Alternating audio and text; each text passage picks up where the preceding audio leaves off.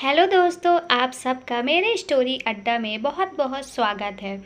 आज हम बेजुबान इश्क का 37वां भाग लेकर आ गए हैं और इस स्टोरी में आप सब ने अभी तक देखा है कि अंजलि और शूद्र का गृह प्रवेश हो जाता है और सभी डिनर वगैरह करके अब अपने अपने रूम में चले जाते हैं। अब आगे शूद्र और अंजलि काफ़ी देर तक एक दूसरे की बाहों में समाये रहे।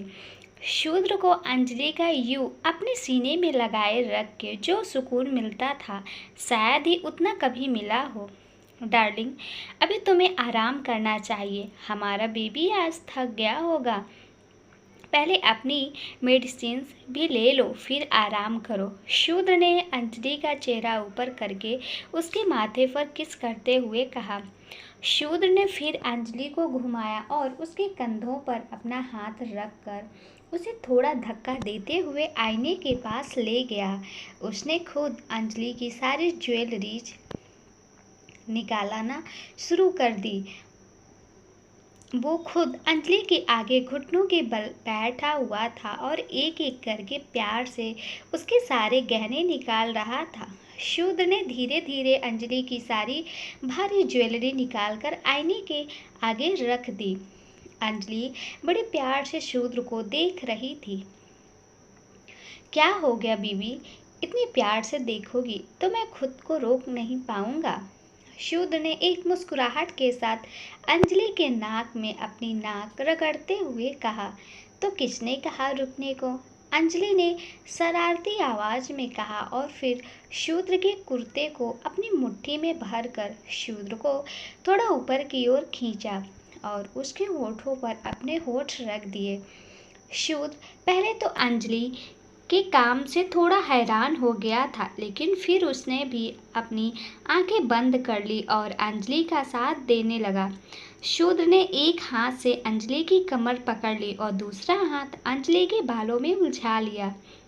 दोनों ही बड़े प्यार से सॉफ्टली किस कर रहे थे। शूद्र तो अंजलि को इतनी सॉफ्टली किस कर रहा था जैसे वो कोई नाजुक सी गुड़िया हो और उसके जरा से जोर लगाने से टूट जाएगी। असल में शूद्र के दिमाग में इस वक्त एक ही बात थी कि अंजलि प्रेग्नेंट है और उसे अंजलि के साथ काफ़ी आराम से पेश आना था। उसे तो लगा था कि शायद आज अंजलि थक गई होगी, इसलिए वो खुद के अरमानों पर पानी डालकर अंजलि के अरमानों को करने देना चाहता था। वो जानता था कि प्रेगनेंसी में एक औरत काफ़ी ज़्यादा इमोशनल होती है, इसलिए वो अंजलि को ज़रा सा भी हर्ट नहीं करना चाहता था, चाहे अपने प्यार से ही। लेकिन शूद्र क्या जानता था कि उसकी बीवी उससे भी ज़्यादा बेकरार थी। शूद्र का करीब होना अंजलि के दिल में एक अलग सी हलचल कर रहा था। उसकी पिछली शादी में तो आज की रात में काफ़ी आंसू भरी गई थी, लेकिन शूद्र के साथ वो ये रात बर्बाद नहीं करना चाहती थी, बल्कि इस खूबसूरत बनाना चाहती थी। लगभग 10 मिनट बाद शूद्र ने अंजलि के होठों को रिहा किया। अंजलि ने अभी तक अपनी आंखें बंद रखी थी। उसे काफ़ी शर्म आ रही थी। उसका चेहरा तो एकदम से लाल पड़ा हुआ था। शूद्र ने एक मुस्कुराहट के साथ अंजलि का चेहरा अपने हाथों में भर लिया और उसकी दोनों आंखों पर बारी बारी से किस किया। शूद्र के किस करने से अंजलि के चेहरे की मुस्कुराहट गहरी हो गई।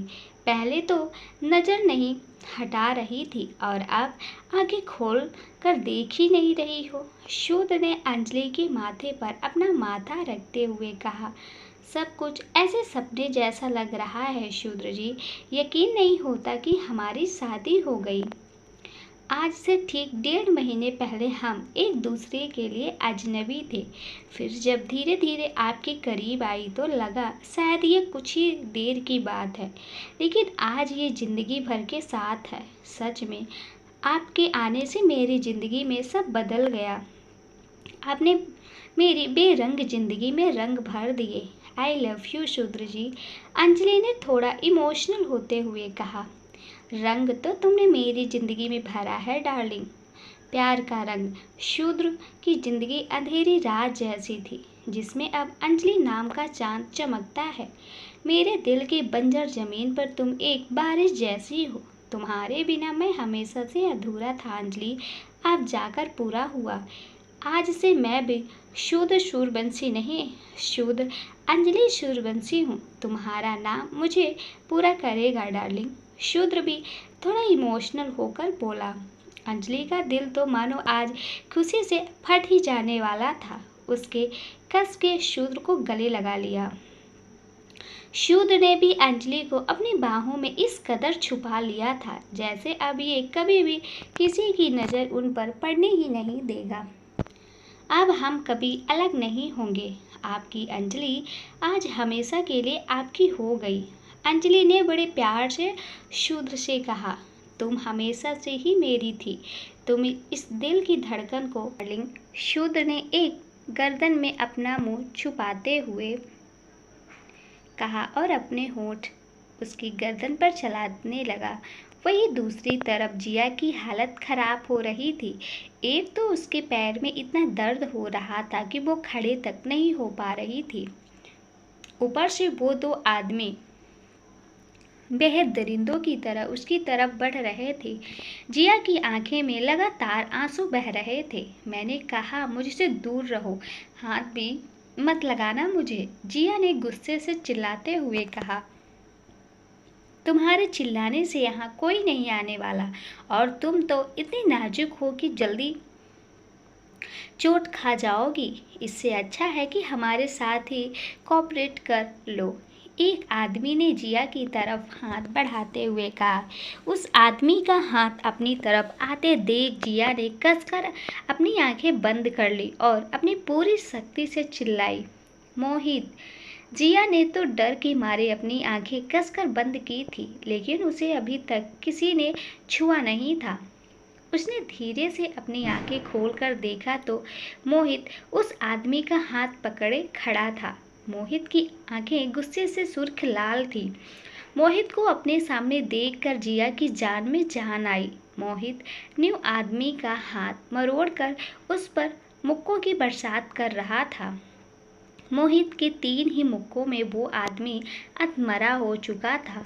उसके नाक और मुंह से खून बहने लगा था। तभी दूसरा आदमी उस आदमी को बचाने के लिए आगे आया। मोहित ने उसे भी एक ही लात में जमीन पर ढेर कर दिया। तेरी हिम्मत भी कैसे हुई? इस हाथ से उसे छूने जा रहा था ना, वो हाथ ही मैं तेरे शरीर से अलग कर दूंगा, मोहित ने दांत पीसते हुए कहा। उसने गुस्से से उस आदमी का हाथ मरोड़कर एकदम से तोड़ ही दिया था। वो आदमी दर्द में से कराह रहा था और मोहित से छूटने की पूरी कोशिश कर रहा था। वो आदमी दर्द के मारे अपने पैरों पर खड़ा तक नहीं हो पा रहा था और वो घुटनों पर बैठ चुका था। मोहित ने उसका वो हाथ तोड़ दिया जिससे वो जिया को छूने वाला था। मोहित का इतना भयानक रूप जिया को भी डरा रहा था। उसे देखकर तो ऐसा लग रहा था मानो वो आज उन दोनों आदमियों की जान से ही मार देता। उसने जैसा आदमी को लात मारी थी वो तो पहले ही जमीन पर बेहोश पड़ा था और ये आदमी तो पहले अधमरा हो गया था। तुम दोनों की जान ले लूँगा मैं। तुम्हारी हिम्मत कैसे हुई मेरी जान पर अपनी निगाहें डालने की? मोहित ने उसे आदमी को जोर से लात मारते हुए कहा। इसके बाद वो भी जमीन पर दर्द से बिलखते लगा। मोहित शांत हो जाइए, वो मर जाएगा, जिया ने मोहित के पास आते हुए कहा। लेकिन मोहित का गुस्सा तो शांत होने का नाम ही नहीं ले रहा था। हालांकि वो आदमी दर्द से बेहोश हो चुका था, लेकिन मोहित अभी भी उसे मार रहा था। मोहित प्लीज़ शांत हो जाइए, प्लीज़ खुद पे काबू करिए, जिया ने मोहित का हाथ पकड़ते हुए कहा। मोहित एकदम से जिया की तरफ मुड़ गया। उसे जिया पर भी बहुत ज़्यादा गुस्सा आ रहा था। आज अपने लापरवाही की वजह से वो इन गुंडों के बीच में फंस गई थी। पागल हो गई हो तुम, दिमाग नहीं है, इतनी रात हो गई है और तुम सुनसान रास्ते पर अकेले चल रही थी। कहाँ है तुम्हारी वो टैक्सी जो तुमने बुक की थी? तुमने सोचा अगर मैं यहाँ टाइम पर नहीं आता तो क्या हो जाता तुम्हारे साथ? मुझे नहीं तो कम से कम अंजलि को ही एक बार कॉल करके बता देती कि तुम्हें कोई गाड़ी नहीं मिली। मुझसे इतनी प्रॉब्लम थी तो कम से कम राघव से ही कह देती तो तुम्हें छोड़ देता। मोहित जिया पर गुस्से से चिल्लाते हुए कहा। जिया की आंखों से आंसू बह रहे थे, लेकिन आज उसकी गलती थी इसलिए वो चुपचाप नजरें झुकाए खड़ी थी। साथ ही आज मोहित ने उसकी जान बचा ली थी। सच में ही अगर आज वो टाइम पर नहीं आया होता तो न जाने जिया कल जिंदा भी होती या नहीं। जिया तो ख्याल से अंदर तक कांप चुकी थी। वही मोहित का गुस्सा शांत होने का नाम ही नहीं ले रहा था। वो एक बार फिर मुड़ गया और उसने उस आदमी को फिर से एक लात मारी। मोहित के ऐसा करने से जिया अपने ख्यालों से बाहर आ गई थी। उसे अब डर था कि कहीं मोहित सच में उस आदमी को मार न डाले। मोहित, आई एम सॉरी, प्लीज़ आप मेरे लिए किसी की जान मत लीजिए। जिया ने फिर से मोहित का हाथ पकड़कर उसे शांत करवाने की कोशिश करते हुए कहा। मोहित ने जिया का हाथ झटक दिया और उसकी तरफ मुड़ते हुए उसके कंधों को कसकर पकड़ लिया, जिससे जिया को थोड़ा दर्द भी हो रहा था। तुम्हारे लिए मैं पूरी दुनिया जला सकता हूँ। जो भी तुम्हें नुकसान पहुँचाएगा ना या उसके बारे में सोचेगा भी, उसे इस दुनिया से मिटा दूंगा। तुम्हें मैं सिर्फ खाने के लिए जान नहीं कहता हूँ। क्या सच में तुम्हें मेरी आंखों में कभी? मोहित इतना कहकर चुप हो गया। उसकी आंखें थोड़ी सी भर आई थी। आज उसके अंदर जिया को खो देने का डर बैठ गया था। वो समझ नहीं पा रहा था कि अपने इस डर को, इस दर्द को कैसे बयां करे। इसलिए उसने गुस्से का रास्ता चुना। वो एक बार फिर उस आदमी की तरफ गुस्से से मुड़ने ही वाला था कि जिया ने उसके शर्ट को अपनी मुट्ठी में भरकर मोहित को अपनी तरफ खींच लिया और बिना एक सेकंड गवाए अपने ओंठ मोहित के ओंठ पर रख दिए। मोहित अचानक से जिया के उस किस करने पर हैरान था, लेकिन उससे ज़्यादा वो आज इमोशनल था। ये एहसास होते ही कि जिया के होंठ उसके होंठ पर है, मोहित का दिल तो एक मिनट के लिए धड़कना ही भूल गया।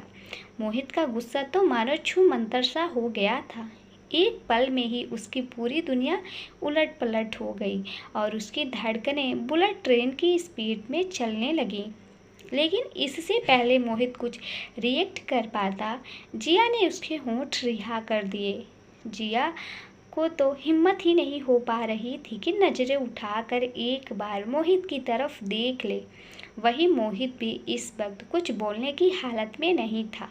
वो कब से जिया के पीछे चैलेंज बोलकर किस करने को पड़ा था, लेकिन आज अब जिया ने ही उसे किस किया तो उसकी सिट्टी पिट्टी गुल हो चुकी थी। चले यहाँ से, जिया ने थोड़ी घबराते हुए मोहित का हाथ पकड़ा और फिर उसे खींचते हुए वहां से दूर उसकी गाड़ी की तरफ ले आई। मोहित के चेहरे पर एक छोटी सी मुस्कुराहट थी। वो बता नहीं सकता था कि आज उसके दिल में क्या महसूस हो रहा था। जिया उसे कार तक लेकर आई थी कि मोहित ने उसे एकदम से कार से लगा दिया। जिया बड़ी बड़ी आंखों से मोहित को ही देख रही थी। क्या हुआ?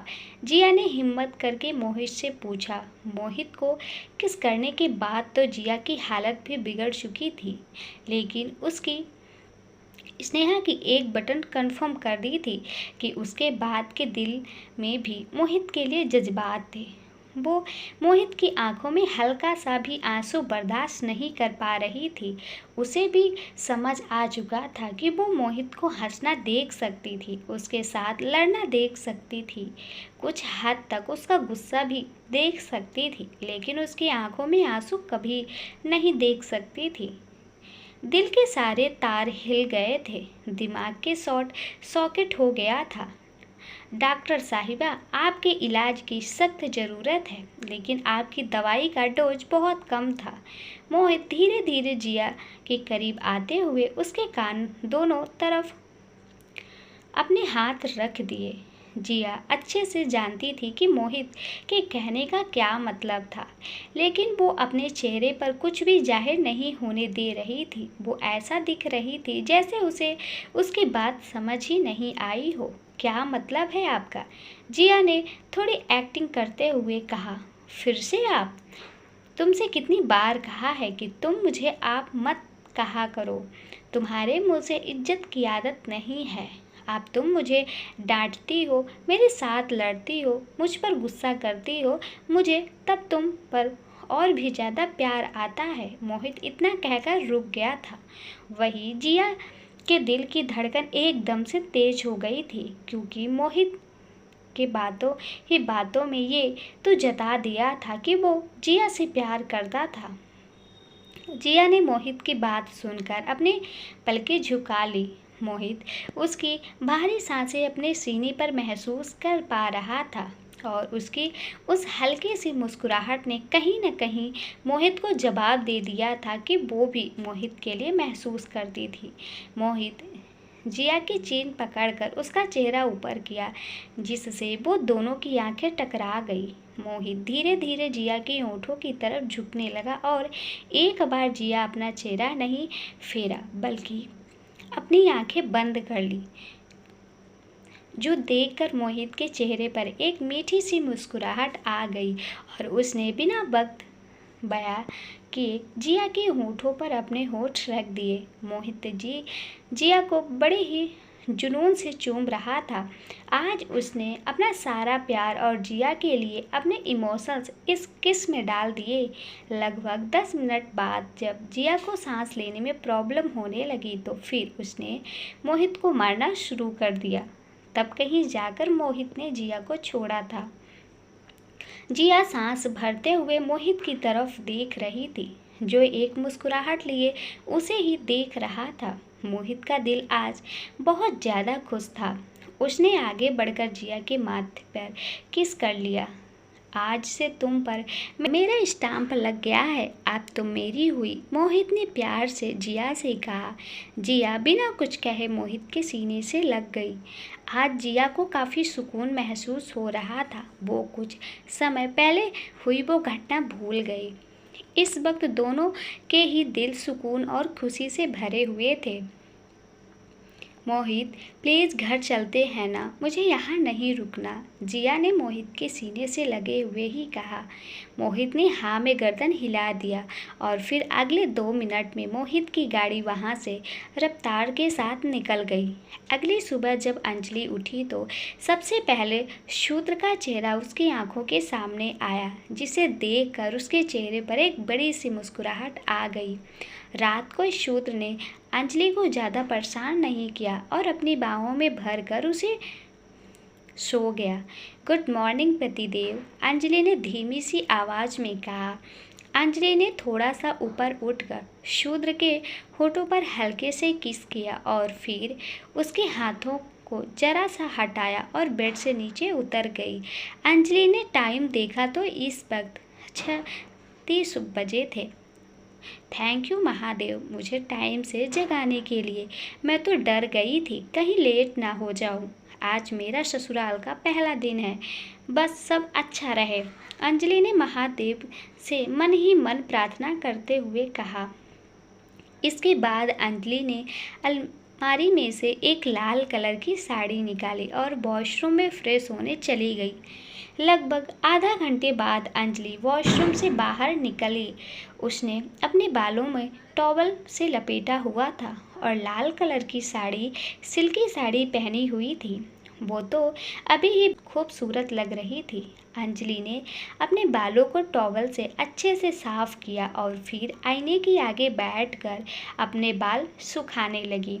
बाल सुखाने के बाद उसने अपनी पूरी मांग सिंदूर से भर ली और फिर उसने हल्का हल्का मेकअप कर लिया।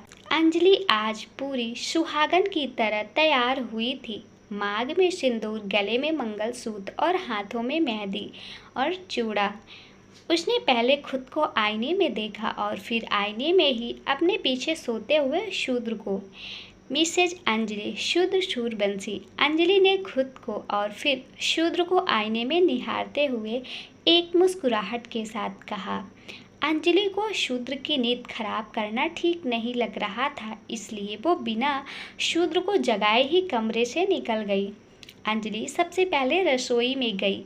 अभी तक घर में कोई भी अपने कमरे से बाहर निकल कर नहीं आया था। घर में बस नौकर चाकर ही घूम रहे थे। किचन में एक बूढ़ी दादी आज के नाश्ते की तैयारी कर रही थी। दादी ने अंजलि को देखकर एक स्माइल पास की और उसकी तरफ देखने लगी। इससे पहले दादी अंजलि से भी कुछ कह पाती, अंजलि ने झुककर उनके पैर छुए। अरे छोटी मालकिन, आप ये क्या कर रही हैं? बूढ़ी दादी ने थोड़ी घबराहट भरी आवाज में कहा। आशीर्वाद ले रही हूँ दादी माँ, मुझे आशीर्वाद दीजिए। अंजलि ने एक मुस्कुराहट के साथ बूढ़ी दादी की तरफ देखते हुए कहा। छोटी मालकिन, आपके सामने मेरी क्या हैसियत है? भला मैं आपको कैसे? बूढ़ी दादी ने इतना ही कहा था कि अंजलि ने एक मुस्कुराहट के साथ उनका हाथ अपने हाथों में ले लिया। पहली बात तो आप मुझे छोटी मालकिन कहना बंद कीजिए। आप मेरी दादी की उम्र हैं, मुझे मेरे नाम से बुलाइए। अंजलि नाम है मेरा, और आप मुझे प्लीज़ मेरे नाम से बुलाइए दादी। अब दादी बोला है तो अपनी पोती को आशीर्वाद तो दो। अंजलि ने दादी का हाथ पकड़कर अपने सर पर रखते हुए कहा। बूढ़ी दादी की आंखों में तो आंसू ही आ गए थे। उन्होंने एक मुस्कुराहट के साथ अंजलि के सर पर हाथ फेरते हुए कहा, सदा सुहागन रहो बेटा। देखा निर्मला, हमारे शूद्र ने कैसा कोहिनूर का हीरा पसंद करके लाया है। शूद्र की दादी माँ ने किचन के अंदर आते हुए कहा। शूद्र की दादी माँ चंद्रलेखा और किचन में काम करने वाली बूढ़ी दादी माँ निर्मला हम उम्र की ही थी। जी, मैं तो हमेशा से जानती थी शूद्र बेटा की एक बहुत अच्छी लड़की मिलेगी। सच में काफ़ी अच्छे संस्कार हैं बहू रानी में। निर्मला दादी ने एक मुस्कुराहट के साथ कहा। अंजलि फिर पीछे खड़ी चंद्रलेखा दादी की तरफ मुड़ गई और उसने झुककर दादी के पैर छुए। सदा सुहागन रहो बेटा, जिंदगी में तुम्हें सारी खुशियाँ मिले। दादी ने अंजलि के सर पर हाथ रखते हुए बड़े प्यार से कहा। दादी माँ ने फिर अपनी बात जारी रखते हुए कहा, अंजलि बेटा, आज तुम्हारी पहली रसोई है, इसलिए तुम्हें जो मीठी में अच्छा लगता है वो बना दो। हम पूजा में उसी का भोग भी लगा लेंगे। जी दादी माँ, मैं अभी कुछ मीठा बना देती हूँ, अंजलि ने एक मुस्कुराहट के साथ कहा। दादी ने हाँ में सर हिला दिया और फिर वो किचन से बाहर पूजा की तैयारी करने चली गई। सूर्यवंशी मेंशन के पीछे आंगन में ही एक मंदिर था, जिसके दरवाजे 2 पल्ले वाले चांदी के दरवाजे थे। उन दरवाजे की होल्डर नागों की आकृति के थे और उन पर डमरू और त्रिशूल बनाए हुए थे। सूर्यवंशी खानदान शिव जी का बहुत बड़ा भक्त था। लगभग 20 मिनट बाद अंजलि अपने हाथों में खीर की एक बड़ी सी कटोरी लेकर किचन से बाहर निकल आई। उसने पहले कभी भी सूर्यवंशी मेंशन का मंदिर नहीं देखा था, इसलिए उसे पता नहीं था। सुनिए, अंजलि ने पास से गुजर रही एक नौकरानी को रोकते हुए कहा। जी मैडम, उस नौकरानी ने बड़ी पोलाइटली जवाब दिया। आप बता सकते हो मंदिर किस तरफ है? अंजलि नौकरानी की तरफ देखते हुए पूछा। जी मैडम, आप मेरे साथ चलिए, मैं आपको ले चलती हूँ, उस नौकरानी ने बड़ी पोलाइटली कहा और अंजलि को मंदिर की तरफ ले गई। अंजलि जब मंदिर में पहुंची तो उस वक्त दादी माँ और तुलसी जी पहले ही मंदिर में पूजा की तैयारी कर चुके थे और अंजलि का इंतजार कर रहे थे। अंजलि ने जब मंदिर की चौखट पर रखा, इस वक्त मंदिर की घंटियां हवा से बजने लगी थीं। दादी माँ अंजलि को एक मुस्कुराहट के साथ देख रही थी। देखो बेटा, हमारे घर के मंदिर को भी तुम्हारे आने से कितनी खुशी मिल रही है। तुलसी जी ने अंजलि की तरफ देखते हुए एक मुस्कुराहट के साथ कहा। अंजलि एक मुस्कुराहट के साथ अंदर आ गई और उसने जो प्रसाद बनाकर लाया था वो दादी के हाथों में दे दिया और फिर झुककर तुलसी जी के पैर छुए। सदा खुश रहो बेटा, लेकिन आगे से मंदिर में मिले तो सबसे पहले महादेव को प्रणाम प्रणाम कर लिया करो, वो यहाँ सबसे बड़े हैं। तुलसी जी ने अंजलि को बड़े प्यार से समझाते हुए कहा। माँ, इस पूरे संसार में एक माँ से बड़ा दूसरा कोई नहीं होता है। ये बात तो खुद मेरे महादेव ही कहते हैं। महादेव ने अपने से ऊपर माँ को दर्जा दिया है, तो फिर अगर मैं उनकी बात टालकर आपको छोड़कर उनको प्रणाम करूँगी तो वो गुस्सा हो जाएंगे ना। अंजलि ने एक मासूम सी स्माइल करते हुए कहा। अंजलि की बात सुनकर तुलसी जी के चेहरे पर एक मुस्कुराहट आ गई। मुझे समझ नहीं आता महादेव को कैसे शुक्रिया करूं कि उन्होंने तुम जैसी बहू मेरे नसीब में लिखी। तुम मेरी बहू कम और मेरी बेटी ज़्यादा हो अंजलि। मुझे भी तो महादेव ने आप जैसी माँ दी है। थैंक यू तो मुझे उनको बोलना चाहिए। अंजलि ने तुलसी जी का हाथ अपने हाथ में लेते हुए कहा। इससे पहले उन दोनों में से कोई भी कुछ कह पाता, पीछे से शूद्र के डैड की आवाज़ आ गई। अगर आप दोनों माँ बेटी का मिलन हो गया हो तो आरती शुरू करें। पूजा के बाद मुझे किसी ज़रूरी काम में ऑफिस भी जाना है। उनकी आवाज़ सुनते ही अंजलि और तुलसी जी उनकी तरफ देखने लगे। शूद्र के डैड के चेहरे पर हमेशा की तरह ही कोई भाव नहीं था। अंजलि ने जब उन्हें देखा तो एक मुस्कुराहट के साथ उनके पास आकर खड़ी हो गई और उनको झुककर उनके पैर छुए। खुश रहो, शूद्र के डैड ने एक रूखी सी आवाज़ में अंजलि से कहा। शूद्र के डैड रात को 2 बजे घर पर पहुंचे थे। घर के अंदर का नज़ारा देखकर उन्हें भी पहले थोड़ी हैरानी हुई थी। घर में थोड़ी साथ सजावट हो रखी थी और साथ ही दरवाजे से अंदर तक अभी भी अंजलि के कदमों के निशान थे। जब वो कमरे में पहुंचे तो तुलसी जी ने उन्हें रात में कल हुई सारी बात बता दी थी। मॉम, दरवाजे से आयुष की नन्ही सी आवाज़ पूरे मंदिर में गूंज गई। सभी लोग ने मुड़कर आयुष की तरफ देखा जो शूद्र के साथ साथ मंदिर के अंदर बढ़ता आ रहा था। शूद्र की नज़र तो इस वक्त सिर्फ और सिर्फ अंजलि पर टिकी हुई थी जो आज बहुत खूबसूरत लग रही थी।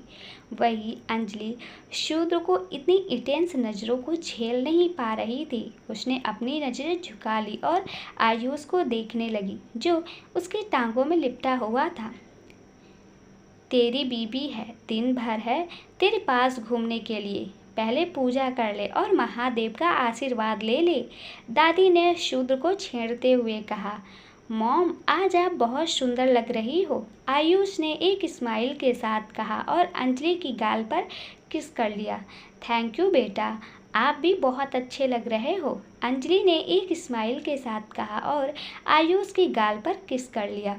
फिर सभी लोग महादेव की आरती करने लगे। सबसे पहले दादी माँ ने महादेव की आरती की और फिर बोली तुलसी जी और देव जी भी को दे दी। उन्होंने आरती करने के बाद थाली शूद्र और अंजलि को पकड़ा दी। अंजलि ने अभी भी आयुष को गोद में उठा रखा था। वो तीनों महादेव की आरती बड़ी खुशी खुशी परिवार की तरह कर रहे थे। तभी महादेव की बड़ी सी मूर्ति के हाथ से फूल छूटकर थाल में गिरा। लो, अब तो महादेव ने भी आशीर्वाद दे दिया, दादी माँ ने एक मुस्कुराहट के साथ कहा। उनकी बात सुनकर सभी लोग खुश थे। अंजलि मन ही मन महादेव को शुक्रिया कह रही थी उसकी अंधेरी जिंदगी में शूद्र को भेजने के लिए। वही दूसरी तरफ राघव, जो कि लगभग आधे घंटे से वीर के घर के सामने खड़ा था, लेकिन अभी तक उसकी हिम्मत नहीं हुई कि अंदर चला जाए। कुछ भी हो जाए राघव, आज बिना माफ़ी लिए घर से बाहर मत आना, लेकिन उसके लिए घर के अंदर भी तो जाना पड़ेगा। क्या करूं? अगर सयाना मुझसे मिलने से मना कर दी तो, राघव ने अपने आप में ही बड़बड़ाते हुए कहा। राघव को बहुत डर लग रहा था कहीं सयाना उससे बात करने से मना कर दे, वरना वो माफ़ी कैसे मांगेगा। हालांकि उसने सुबह उठकर 20 बार कम से कम आईने के सामने खड़े होकर सयाना कोई इमेजिन करके माफ़ी मांगने की प्रैक्टिस की थी। तब भी उसे सनाया के सामने जाने से डर लग रहा था। वहीं उसके पीछे शूद्र के 2 बाउंसर भी खड़े थे, जो आधा घंटे से राघव को ही देख रहे थे। उन्हें तो समझ ही नहीं आ रहा था कि आखिर राघव यूँ बाहर क्यों खड़ा था। सर, हम कब से यहाँ खड़े हैं। जितना मुझे पता है हमारे शूद्र सर का घर इस घर से बहुत ज़्यादा सुंदर है, तो फिर आप इस घर को इतनी देर से घूर क्यों रहे हो? अर्जुन ने राघव की तरफ देखते हुए पूछा। यार, तो नहीं समझ सकता। स्कूटी वापस करने जा रहा हूँ, लेकिन एक डर है, कहीं वो लड़की पूरे घर वालों के सामने मुझे बेइज्जत ना कर दे। राघव ने बहाना बनाते हुए कहा। वो किसी और के सामने अपने दिल की हालत नहीं कहना चाहता था, इसलिए उसने अर्जुन को सच बताने की जगह ये बहाना बनाया। अब जो होगा देखा जाएगा। जय श्री राम। ज़्यादा से ज़्यादा वो मुझे चप्पल से मार लेगी, यही कहा था उसने, और सो उठक बैठक करवा ले, लेकिन बस मुझसे दूर ना जाए। राघव ने अपने मन में कहा और फिर हिम्मत भर के घर के अंदर आ गया। राघव घर के आंगन में ही पहुंचा था कि सामने से सयाना आ रही थी, जिसे देखकर वो एकदम से रुक गया। वही सयाना भी राघव को देखते ही अपनी जगह जम गई थी। अर्जुन, ये स्कूटी लेकर जाओ और वहाँ लगा दो, और शाम के साथ बाहर ही मेरा इंतजार करो, मैं ज़रा बात करके आता हूँ। राघव ने अर्जुन की तरफ देखते हुए कहा। जी सर। अर्जुन और श्याम ने एक हाँ में जवाब दिया और स्कूटी को लेकर उस विला की पार्किंग की तरफ बढ़ गए। राघव ने फिर सयाना की तरफ देखा, जो उसे ही देख रही थी। हालांकि राघव को काफ़ी घबराहट महसूस हो रही थी, लेकिन फिर भी वो हिम्मत करके सयाना के पास चला गया। राघव का हर बढ़ता कदम सयाना के दिल की धड़कनें भी बढ़ा रहा था। घबरा मत सयाना, तो यही चाहती थी ना कि राघव जी बस एक बार तुझे मिल जाए ताकि तू उनसे माफ़ी मांग सके। तो बस यही मौका है, किसी भी तरह उनसे माफ़ी मांग ले। सयाना ने खुद को संभालते हुए मन में कहा। राघव सयाना के बिल्कुल सामने आकर खड़ा हो गया था और सयाना थोड़ी घबराई हुई उसे ही देख रही थी। ना तो राघव में हिम्मत हो पा रही थी कि वो पहले बोले, और ना ही सयाना में। दोनों ही बस एक दूसरे को टुकुर टुकुर देख रहे थे। भाई, मुझे तो कुछ और ही लग रहा है, सामने अर्जुन को कोनी मारते हुए कहा। दूर से उन दोनों को देख रहे थे। लग तो मुझे भी वैसा ही रहा है, बाद में पता करेंगे, अभी चल बाहर वेट कर लेते हैं, अर्जुन ने एक मुस्कुराहट के साथ कहा। लगभग 10 मिनट हो चुके थे, लेकिन राघव और सयाना में से अभी तक कोई भी नहीं बोला था। फिर दोनों ने ही बड़ी हिम्मत से गहरी सांस भरी और अपनी बात कहना चाहिए। मुझे आपसे कुछ कहना है, दोनों ने अपनी चुप्पी तोड़ते हुए एक साथ कहा। हाँ, पहले आप बोलिए, फिर दोनों ने एक साथ कहा। अब दोनों के चेहरे पर एक हल्की सी मुस्कुराहट थी। एक्चुअली मुझे आपको सॉरी कहना था। तीसरी बार भी उन दोनों के साथ एक साथ कहा और फिर दोनों ही हंसने लगे।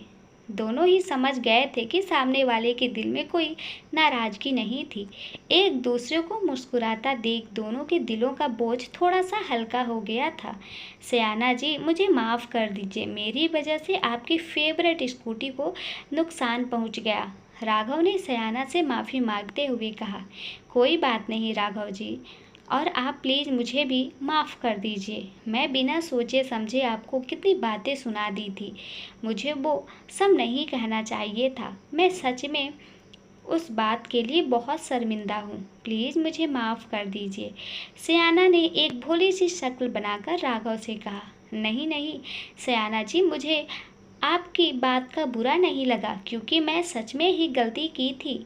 चलिए अब इस बात को भूल जाते हैं। आप लगता है कहीं जा रही हो, मैं आपको ड्रॉप कर दूं। राघव ने सयाना के हाथ में बैग देखते हुए कहा। जी राघव जी, आज मेरा एक कॉम्पिटिटिव एग्ज़ाम है, लेकिन मैं चली जाऊंगी। आपने मेरी स्कूटी ठीक तो करवा दी है ना, उसके लिए भी थैंक यू। सयाना एक मुस्कुराहट के साथ राघव की तरफ देखते हुए बोली। थैंक यू की कोई बात नहीं है सयाना जी, आपके लिए तो कुछ भी। मेरा मतलब था आपसे माफ़ी मांगने के लिए इतना तो मुझे करना ही पड़ता। गलती थी आखिर मेरी, लेकिन फिर भी मैं चाहता हूँ कि आज आपको मैं ड्रॉप कर दूँ। आप मना तो नहीं करेंगे ना प्लीज? राघव ने थोड़ी हिम्मत करते हुए सयाना से कहा। मैं क्यों मना करूंगी राघव जी, मैं तो कब से मरी जा रही हूँ आपके साथ थोड़ा वक्त बिताने के लिए, और अब आप खुद ही पहुँच रहे हो तो वैसे ही मुझे विश्वास नहीं हो रहा। अगर आप मेरी स्कूटी ठीक के बाद ऐसे भी मुझे रोज़ ड्रॉप करने चले तो मैं रोज़ अपनी स्कूटी को आपकी कार के सामने खुद धक्का दे दूं। सयाना ने मन ही मन राघव को देखते हुए एक मुस्कुराहट के साथ सोचा।